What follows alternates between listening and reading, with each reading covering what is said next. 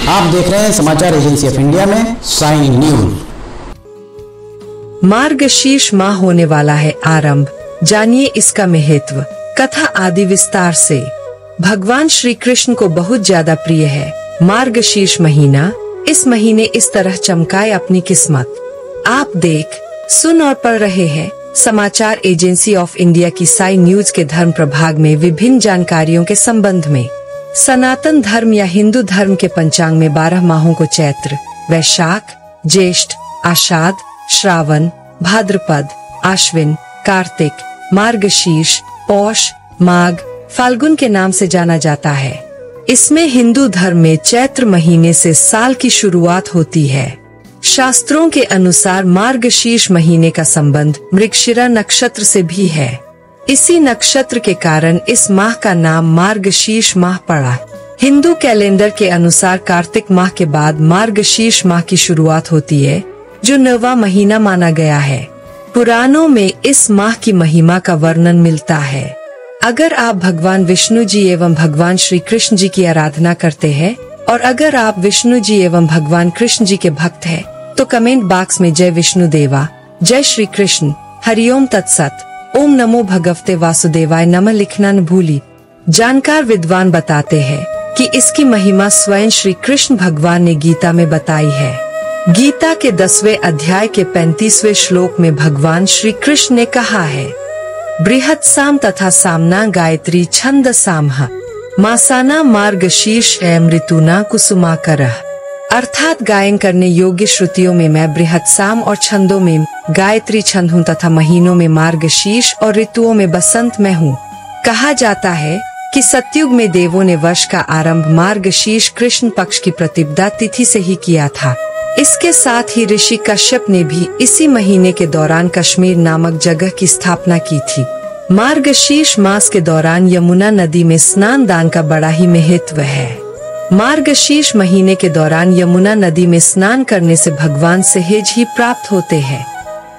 जो लोग जीवन में भगवान का आशीर्वाद बनाए रखना चाहते हैं और हर संकट से छुटकारा पाना चाहते हैं, उन्हें मार्गशीर्ष के दौरान कम से कम एक बार यमुना नदी में स्नान करने अवश्य जाना चाहिए। लेकिन जिन लोगों के लिए ऐसा करना संभव नहीं है, वो लोग घर पर ही अपने स्नान के पानी में थोड़ा सा पवित्र जल मिलाकर स्नान कर ले। इस महीने में सांवले सलौने भगवान श्री कृष्ण जी की उपासना करना और पवित्र नदियों, तट या सरोवर में स्नान करना विशेष शुभदायी होता है। अगर आप संतान की चाह रखते हैं, तो श्री कृष्ण की आराधना करने मात्र से आपको संतान प्राप्ति का वरदान बहुत सरलता से प्राप्त हो सकता है। मार्गशीर्ष माह में कीर्तन करने तथा शास्त्रों का पाठ करने से अमोघ फल मिलता है। इस महीने में किए गए हर तरह के मंगल कार्य विशेष फलदायी होते हैं। इस महीने पूरे मन से श्री कृष्ण की आराधना करने से चंद्रमा से अमृत तत्व की प्राप्ति भी होती है। इस महीने कृष्ण मंत्रों, आरती, चालीसा, श्लोक, स्तुति आदि का पाठ विशेष फलदायी होता है। इस महीने गौ सेवा अवश्य करनी चाहिए। गायों की सेवा और उनकी उचित देखरेख करने से भी कृष्ण प्रसन्न होते हैं। इस महीने गाय के शुद्ध घी का दिया कृष्ण मंदिरों में अवश्य घी चलाना चाहिए। इसके अलावा श्री कृष्ण को अपना बनाने और उनकी कृपा पाने के लिए केवल प्रेम की साधना ही पर्याप्त है। इस महीने में अगर आप पूरे प्रेम भाव से श्री कृष्ण जी को पुकारेंगे तो निश्चित ही आपको इसका उचित फल देंगे।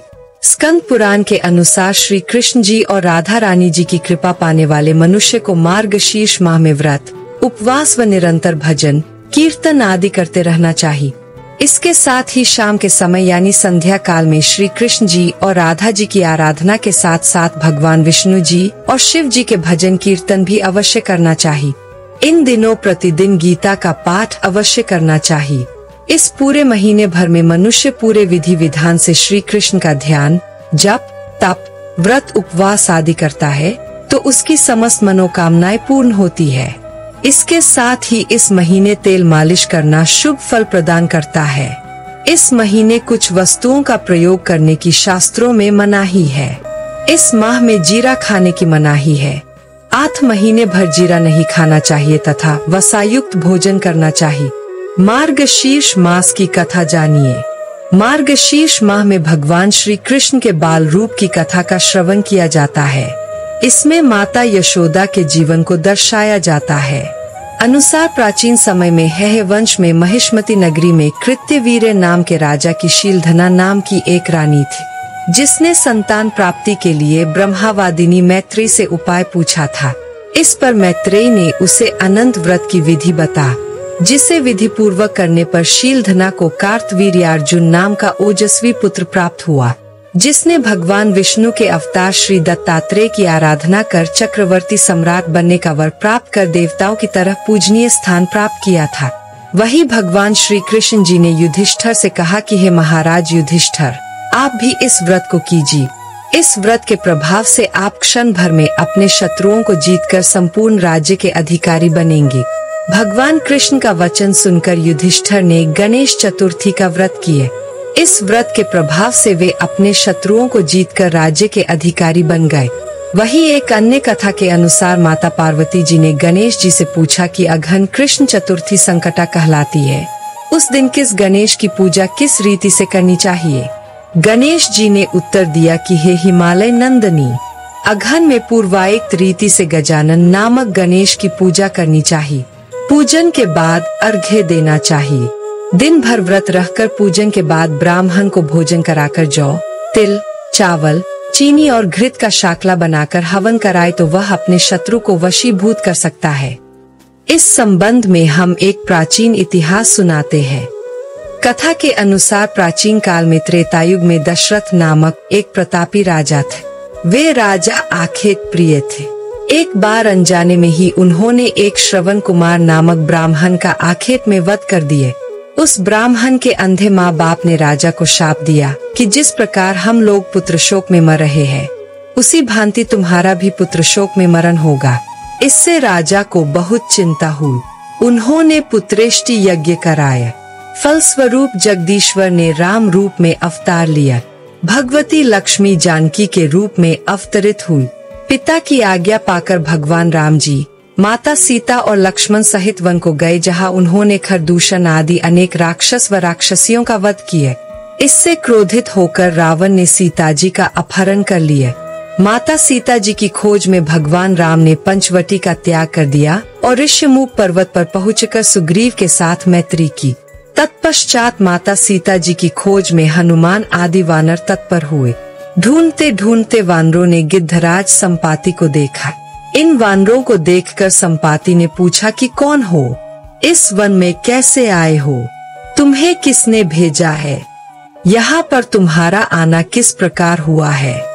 संपाति की बात सुनकर वानरों ने उत्तर दिया कि भगवान विष्णु के अवतार दशरथ नंदन राम जी सीता और लक्ष्मण जी के साथ दंडकवन में आए हैं।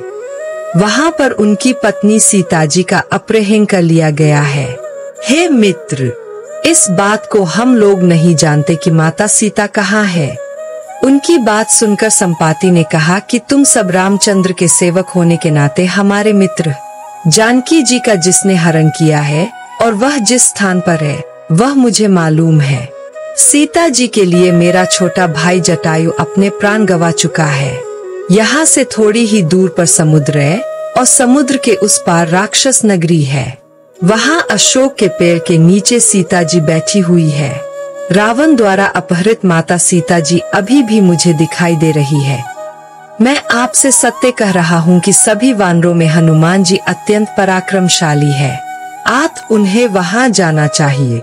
केवल हनुमान जी ही अपने पराक्रम से समुद्र लांघ सकते हैं, अन्य कोई भी इस कार्य में समर्थ नहीं है। संपाति की बात सुनकर हनुमान जी ने पूछा कि हे संपाति, इस विशाल समुद्र को मैं किस प्रकार पार कर सकता हूँ? जब हमारे सब वानर उस पार जाने में असमर्थ है, तो मैं ही अकेला कैसे पार जा सकता हूँ? हनुमान जी की बात सुनकर संपाति ने उत्तर दिया कि हे मित्र, आप संकटनाशक गणेश चतुर्थी का व्रत कीजिए। उस व्रत के प्रभाव से आप समुद्र को क्षण भर में पार कर लेंगे। संपाति के आदेश से संकट चतुर्थी के उत्तम व्रत को हनुमान जी ने किया। हे देवी, इसके प्रभाव से हनुमान जी क्षण भर में समुद्र को लांघ गए। इस लोक में इसके समान सुखदायक कोई दूसरा व्रत नहीं है। हरि ओम। अगर आप भगवान विष्णु जी एवं भगवान श्री कृष्ण जी की आराधना करते हैं और अगर आप विष्णु जी एवं भगवान कृष्ण जी के भक्त हैं, तो तो कमेंट बॉक्स में जय विष्णु देवा, जय श्री कृष्ण, हरिओम तत्सत, ओम नमो भगवते वासुदेवाय नमः लिखना न भूली। यहाँ बताए गए उपाय, लाभ, सलाह और कथन आदि सिर्फ मान्यता और जानकारियों पर आधारित है। यहाँ यह बताना जरूरी है कि किसी भी मान्यता या जानकारी की समाचार एजेंसी ऑफ इंडिया के द्वारा पुष्टि नहीं की जाती है। यहाँ दी गई जानकारी में निहित जानकारी विभिन्न माध्यमों, ज्योतिषियों, पंचांग, प्रवचनों, मान्यताओं, धर्म ग्रंथों, दंत कथाओं, किंवदंतियों आदि से संग्रहित की गई है। आपसे अनुरोध है कि इस वीडियो या आलेख को अंतिम सत्य अथवा दावा न माने एवं अपने विवेक का उपयोग करें। समाचार एजेंसी ऑफ इंडिया पूरी तरह से अंधविश्वास के खिलाफ है। किसी भी जानकारी या मान्यता को अमल में लाने से पहले संबंधित विशेषज्ञ से सलाह ले। अगर आपको समाचार एजेंसी ऑफ इंडिया में खबरें आदि पसंद आ रही हो तो आप इसे लाइक, शेयर व सब्सक्राइब अवश्य करें। हम नई जानकारी लेकर फिर हाजिर होंगे, तब तक के लिए इजाजत दीजिए। जय हिंद।